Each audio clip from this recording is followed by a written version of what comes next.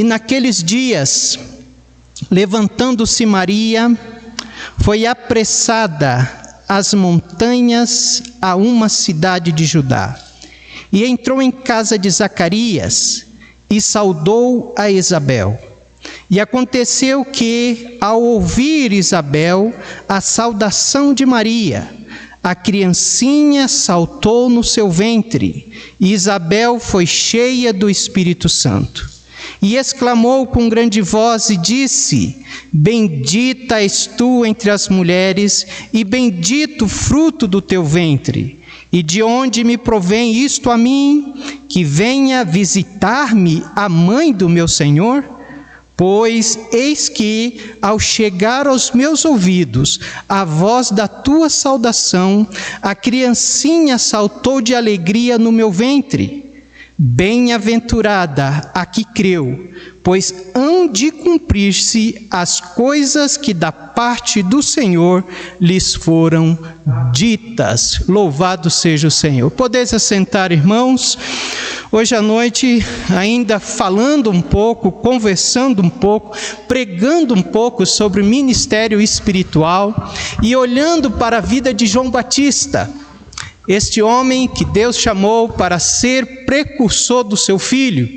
E hoje eu gostaria que nós olhássemos para a vida de João Batista em relação ao seu relacionamento, a sua vida com o Salvador.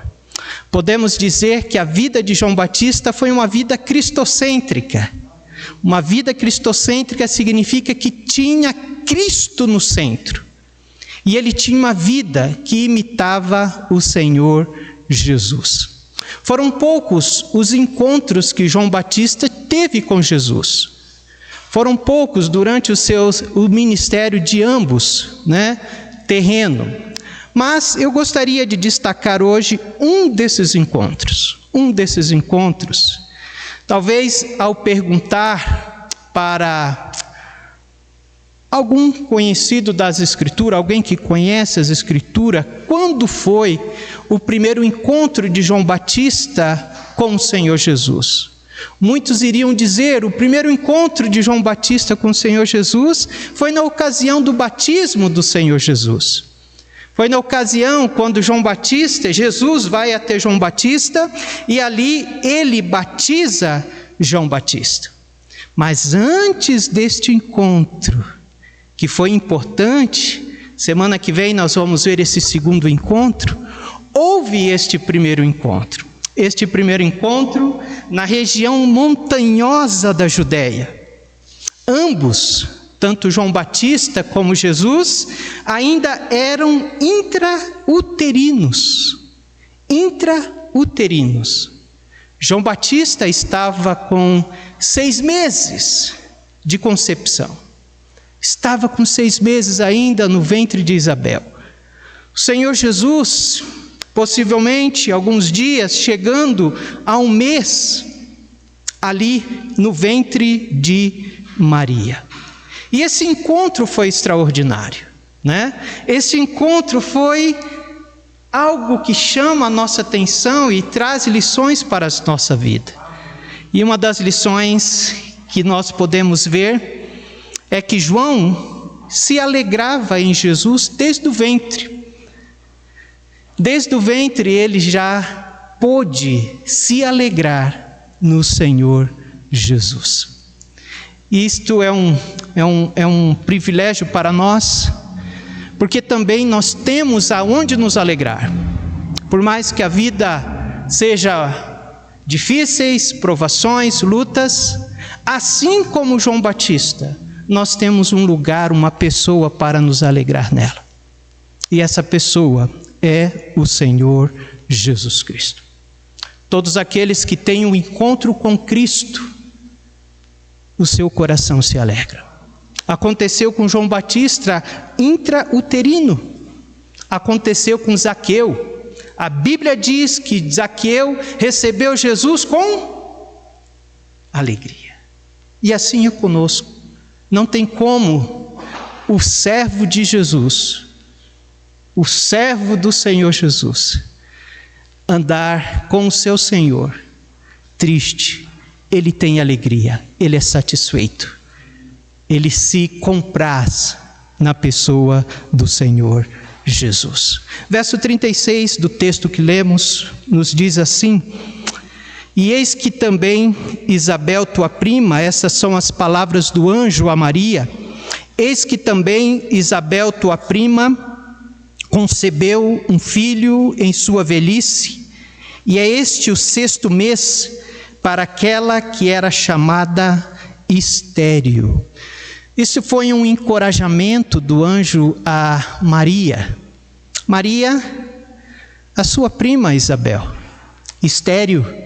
A Bíblia diz que Isabel não apenas tinha idade, a Bíblia diz que Isabel era avançada em idade. Avançada em idade. E Maria sabia que Isabel não podia ter filhos. Eram primas, parentes. Ela sabia disso, mas ela não questionou as palavras do anjo. Maria, mais uma vez, creu naquilo que o anjo havia dito. Ela creu na impossibilidade. E, meus amados irmãos, a impossibilidade humana, ela jamais pode frustrar as infinitas possibilidades de Deus. Amém? Por mais que nós venhamos ver algo que para nós é impossível, não é possível isso. Veja o verso 37 e leiamos todo junto. Leiamos: porque para Deus nada é impossível. O anjo quis tirar qualquer dúvida da mente, da cabeça de Maria, quando disse que a sua prima estava grávida. Maria, porque para Deus, Maria, nada é impossível. Quantos creem? Devemos crer. Nós servimos o Deus do impossível. Mas, a partir do verso que nós lemos, 39, nós vemos que Maria, meus irmãos, decide visitar Isabel. Maria, então, uma mocinha ainda, pobre, ela deixa a sua aldeia onde ela morava, e ela sai da sua aldeia e começa a caminhar, irmão Antônio, para ir até as montanhas da Judéia. Caminhando, sozinha, talvez terrenos acidentados, lugar difícil de caminhar, talvez passando por perigos, Henrique, bandidos, salteadores, que ameaçavam os viajantes daquela época. Mas Maria, ela desconsidera tudo isso e ela vai encontrar Isabel. Ela sai, mocinha, poucos dias de grávida, ela sai andando, e ela vai, até que ela chega à casa de Isabel. Verso 40 e 41 vai dizer: e entrou em casa de Zacarias, esposo de Isabel, casa de Isabel, e saudou a Isabel. E aconteceu que, ao ouvir Isabel a saudação de Maria, a criancinha saltou no seu ventre, e Isabel foi cheia do Espírito Santo. Provavelmente, meus irmãos, Isabel não sabia que Maria estava grávida. Possivelmente ela não sabia. Mas também não tinha como perceber. Maria estava de dias, a barriga ainda pequena, a barriga ainda não demonstrava. Enquanto Isabel não sabia, mas o que estava no seu ventre, que era João Batista, logo percebeu que havia algo no ventre de Maria. E é interessante que a palavra de Deus diz que João Batista saltou dentro do ventre de Isabel. Será que ele deu umas piruletas lá, meus irmãos?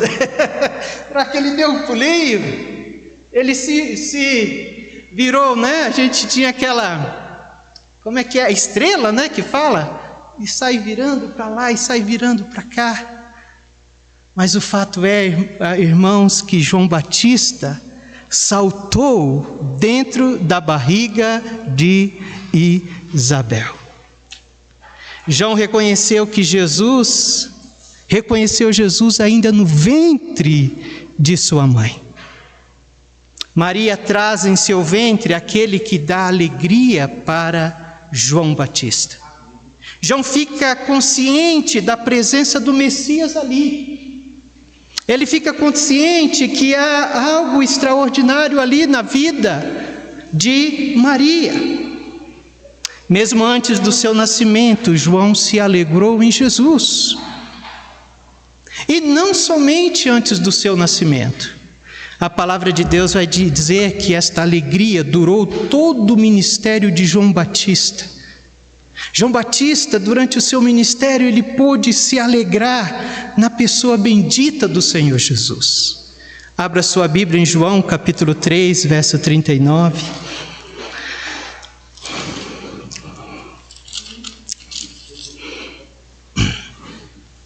João capítulo 3, verso 39.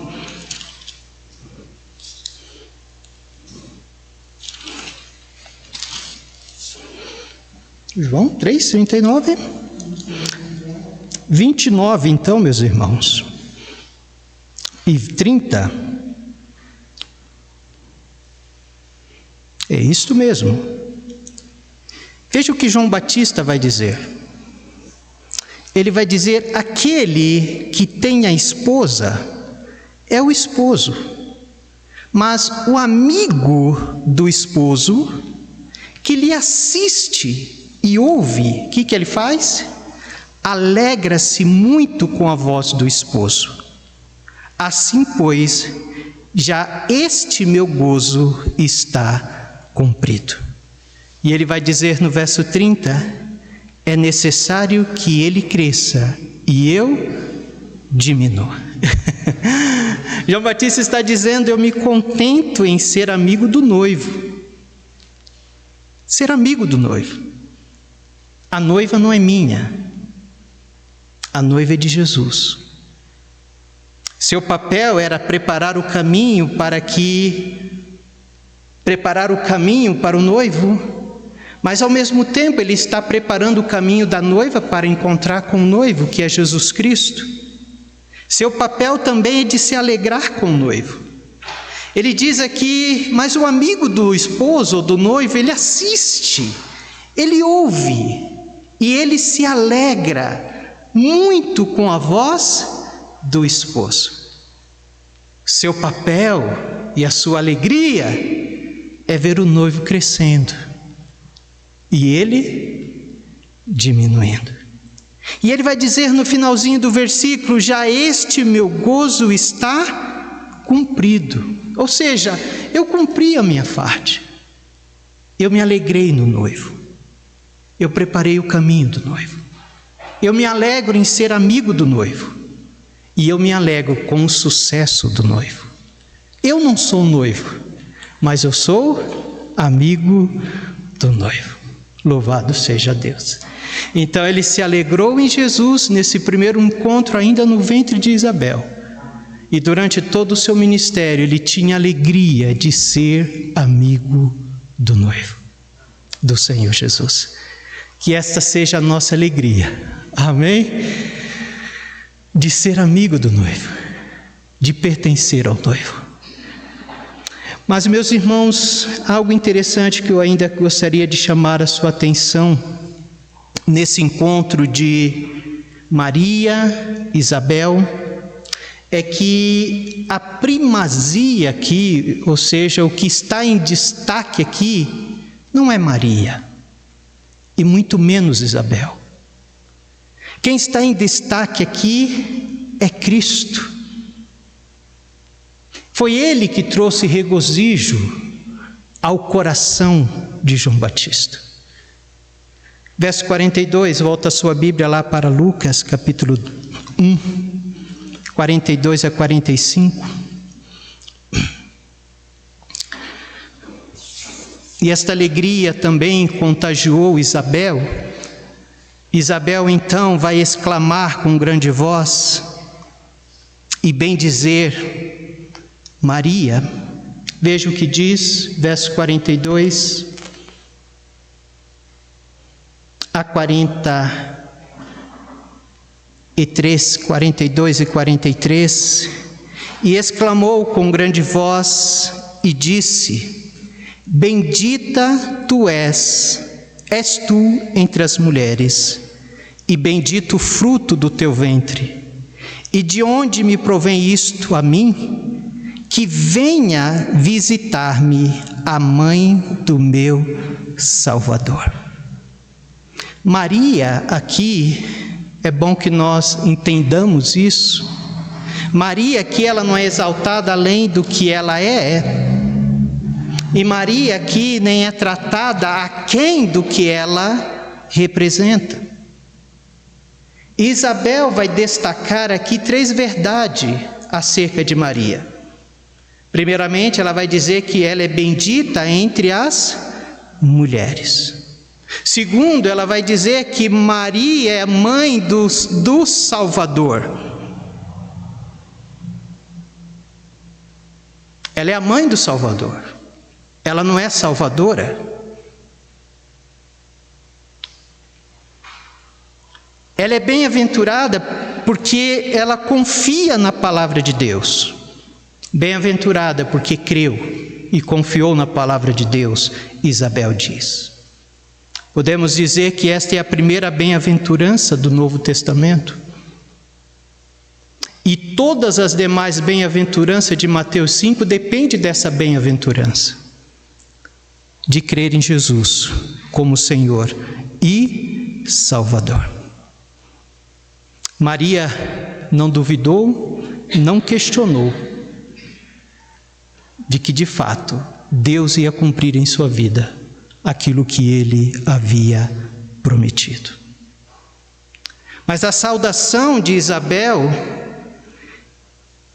enfatiza mais o fruto do ventre de Maria do que a própria Maria. Ele é o Salvador, e nele, não em Maria, a grande alegria. Maria é bendita entre as mulheres. Ela não é bendita em si mesmo, mas entre as mulheres. Isabel e João e Maria exaltam de alegria, e o motivo disso é Jesus. Isabel chama o menino ainda no ventre de meu Senhor. Que coisa fantástica. Veja o verso 43. E de onde me provém isto? A mim, que venha visitar-me a mãe do meu Senhor. Jesus já era Senhor de Isabel ainda no ventre. Somente pela iluminação do Espírito Santo de Deus, meus irmãos, que nos faz perceber a natureza divina do Senhor Jesus, que nós podemos chamá-lo de fato de Senhor e Salvador. Foi o que aconteceu com Isabel no versículo 41, a Bíblia diz que ela foi cheia do Espírito Santo de Deus.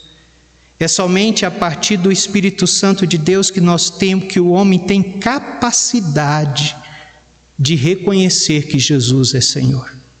Somente pelo Espírito Santo de Deus, que nos convence do pecado, da justiça e do juízo, que nós temos condições de reconhecer que Jesus é Senhor. Foi o que aconteceu com Isabel. Uma vez que ela foi cheia do Espírito Santo, ela então reconhece que Jesus é o Senhor. Este momento, irmãos, ficou marcado. As crianças se reconheceram ali. Esse foi o primeiro encontro entre João Batista e o Senhor Jesus. Ali se encontraram o Messias e o precursor do Messias. E o outro encontro nós iremos ver a semana que vem, para a glória do Senhor. Mas eu quero terminar dizendo que João Batista foi um homem notável em sua vida. E ele somente foi notável porque ele colocou Cristo no centro da sua vida. Ele pregava Jesus, Jesus era o centro da sua vida, o Senhor do seu coração. Ele amava profundamente a Jesus, ele se alegrava em anunciar Jesus, aquele que ele viu e reconheceu. E João Batista não veio fazer discípulos para si, ele veio fazer discípulos para o Senhor Jesus. Alguns fariseus chegaram para ele: olha, todos estão indo àquele que você prega, e estão sendo batizados por ele.